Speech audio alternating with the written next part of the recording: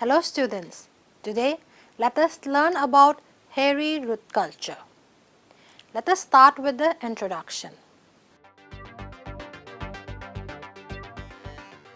Hairy root cultures are rapidly growing transformed roots induced by infection of plant cells or tissues with Agrobacterium rhizogenes, which causes hairy root syndrome in plants. The hairy root syndrome is characterized by the presence of reduced apical dominance with shortened internodes, wrinkled leaves, plagiotrophic roots with altered geotropism, altered flower morphology, late flowering, reduced fertility and reduced pollen and seed production. In cultures, these roots have high growth rate and genetic stability, and they can be maintained in hormone-free media for prolonged periods.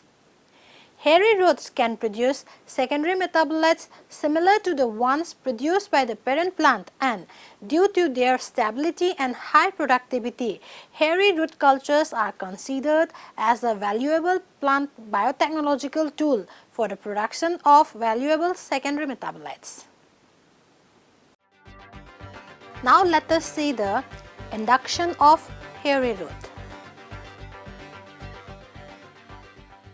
When Agrobacterium rhizogenes infect plant cells, they transform the plant cells, resulting in the formation of a large number of small, fine, hairy roots covered with abundant root hairs and are termed hairy root. Agrobacterium rhizogenes is a soil-borne gram-negative bacterium, and it contains a large root-inducing or RI plasmid. When A. rhizogenes infects a plant, it transfers a segment of DNA called the tDNA region from the root-inducing or RI plasmid into the genome of the infected plant. The tDNA region is bounded by 25 base pair direct oligonucleotide repeats and carries genes that code for auxin and cytokinin biosynthesis, enzymes, and genes for the synthesis of opines, which are unusual amino acids used by A. rhizogenes as their sole source of carbon and nitrogen for further growth. The tDNA contains loci for role A, B, and D in open reading frames or ORFs 10, 11, 12, and 15. Different role gene products affect plant growth and development in different ways. Although role A, role B, and role C regulate the formation of hairy root in plants, role B locus is considered to be the most important for the induction of hairy root. The molecular mechanism of Agrobacterium rhizogenes tDNA transfer into plants is similar to the mechanism of transformation by Agrobacterium tumefaciens. The production of tDNA and its transport into the host cell requires machinery comprising of proteins that are encoded both by the bacterial chromosome or CHV and the Ti plasmid virulence or Vir genes. Agrobacterium infection is generally initiated by chemical signals like acetylsyringone, a phenolic molecule produced by the host plant that induce the activation of Agrobacterium virulence or Vir genes. Vir-D2 is a strand-specific endonuclease that cuts the tDNA border repeats and attaches itself to one end of the linear strand, and the complex is then exported to the host cell with the help of proteins encoded by the Vir-V operon and the Vir-D4 gene. Inside the host cell, the Vir-D2 T-strand complex is coated with proteins encoded by Vir-E2 and forms a mature T-complex, which is then imported into the host cell nucleus with the help of several bacterial and host proteins. Inside the host cell nucleus, the mature T-complex is uncoated by targeted proteolysis, and finally it is integrated into the plant genome. The hormonal imbalance resulting from the expression of genes for auxin and cytokinin biosynthesis present in the tDNA leads to the formation of hairy roots characterized by hormone-independent rapid growth, profuse lateral branching, lack of geotropism, and high genetic stability. Next, let us see hairy root culture induction. Since hairy root cultures have the potential to synthesize a variety of secondary metabolites and also have different metabolic activities in response to various biotic and abiotic stresses, aseptic hairy root cultures have been established for many species of higher plants. Successful establishment of hairy root culture requires the selection of appropriate strain of Agrobacterium rhizogenes, a suitable explant, an antibiotic to eliminate the redundant bacteria after co-cultivation, and an appropriate culture medium. Agrobacterium rhizogenes strains are of 5 types depending upon the type of opines produced. They are octopine, agropine, nopalin, menopine, and cucumopine strains, and among these, agropine strains are the most commonly used strain as they have the strongest induction ability. Almost any part of the plant including hypocotyl, cotyledon, leaf, stem, petiole, shoot tip, protoplast, storage root, tuber, etc. can be used as explants to induce hairy roots. However, the suitability of explants differ for different species and juvenile tissues are optimal in most cases. Antibiotics such as carvencillin, disodium vancomycin, ampicillin sodium, cefotaxime sodium, cleforan, streptomycin sulfate, or tetracycline in the concentration range of 100 to 500 microgram per ml are used to eliminate redundant bacteria after co-cultivation. The culture medium used is selected by optimizing the factors that affect secondary metabolites production such as the concentration and type of carbon source, the concentration of ionic salts in the medium, etc.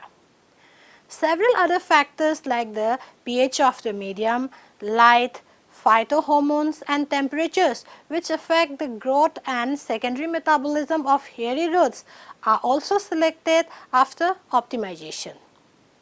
Different reporter genes such as alpha glucuronidase or GUS gene, neomycin phosphotransferase 2 or NPT2 encoding the kanamycin resistance enzyme, and the gene for green fluorescence protein or GFP are commonly used as reporter genes in hairy roots.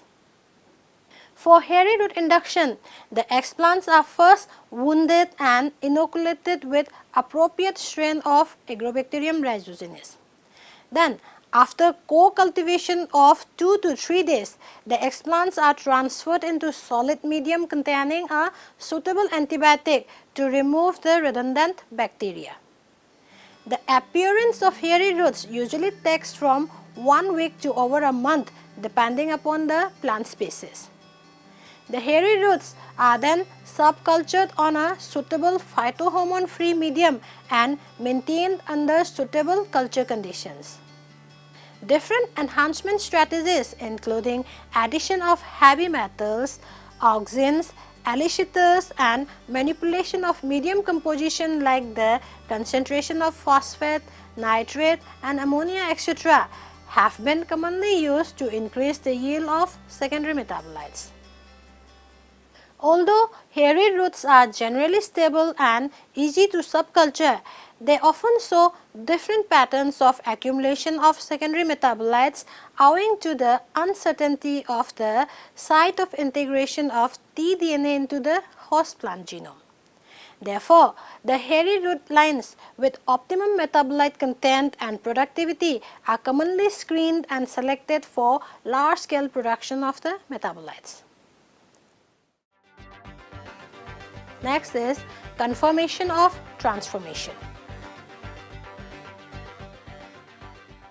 Although the transformation of a plant cell with Agrobacterium rhizogenes can be confirmed by the typical hairy root morphology, the detection of opine synthesis in the infected plant cells serves as an effective biochemical marker, since the genes for opine synthesis is encoded by tDNA of RI or root-inducing plasmid.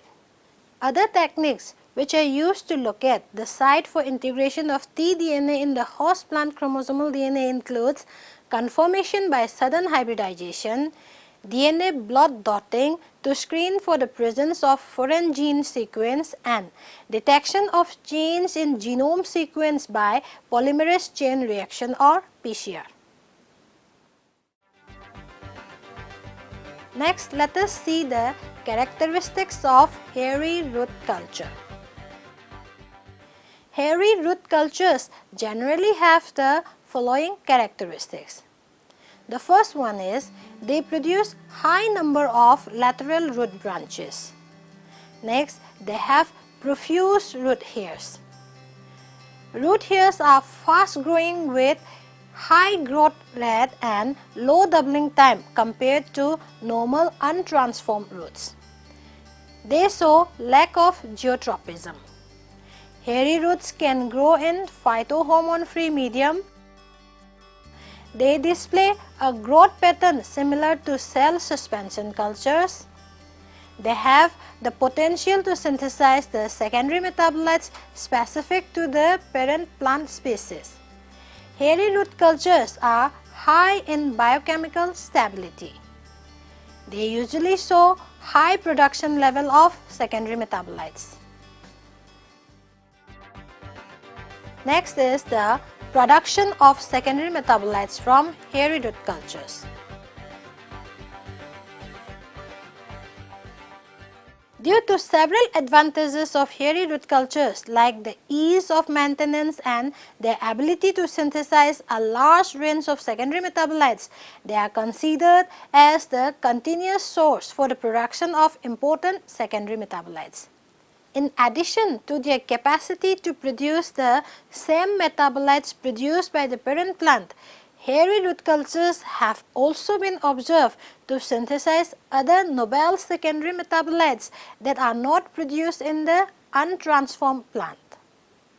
Further, in cases where particular secondary metabolites are found to accumulate in the aerial parts of an intact plant, hairy root cultures induced from the plant have been shown to accumulate the secondary metabolites. However, since the production of secondary metabolites by hairy roots is influenced by several factors such as nutritional, environmental, elicitors and biotransformations of precursors, optimization of culture conditions lead to optimum production of the desired secondary metabolites. Next is the scale-up of hairy root cultures for secondary metabolite production.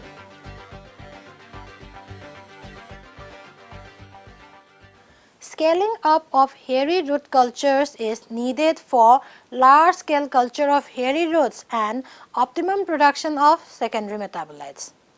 However, the analysis of growth and development of hairy roots in bioreactors is difficult due to complex fibrous structure of the roots. Further, since the growth of hairy roots is not homogeneous, it affects reactor performance in bioreactor cultures. Moreover, a change in the density and length of the root hairs due to quite plastic nature of hairy roots has also been shown to affect the production of secondary metabolite from hairy roots.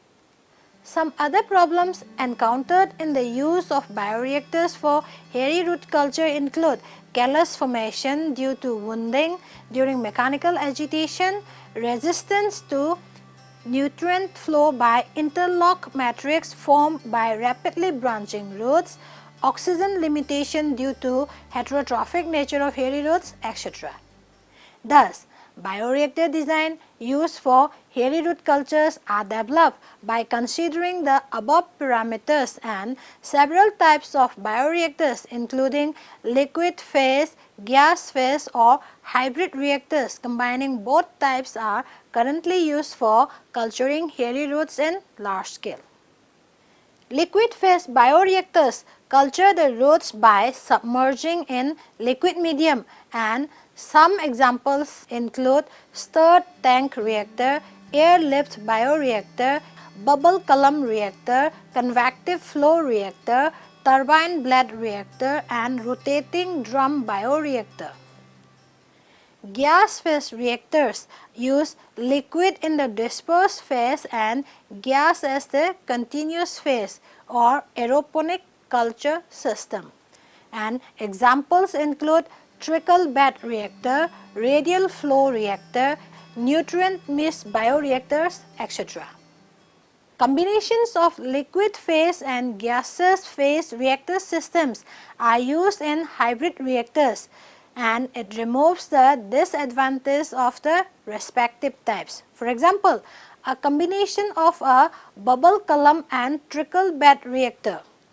In such a hybrid bioreactor, the cultures are inoculated in bubble column reactor where the roots can freely circulate, anchor or distribute evenly, removing the disadvantage of uniform distribution in gas phase reactors. Later, when the bubble column becomes less effective due to high tissue concentration, the reactor is switched to trickle bed operation to harness the advantages of a gas phase reactor. Let us now see the conclusion. The use of hairy root cultures offers an efficient technology for in vitro production of secondary metabolites. Hairy root cultures have the potential for large-scale production of useful secondary metabolites in commercial scale, as they have high growth rate, stability, productivity and also suitability for adaptation to bioreactor systems.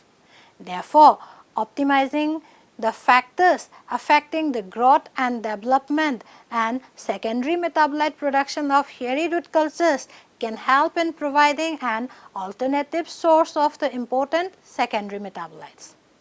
Thank you.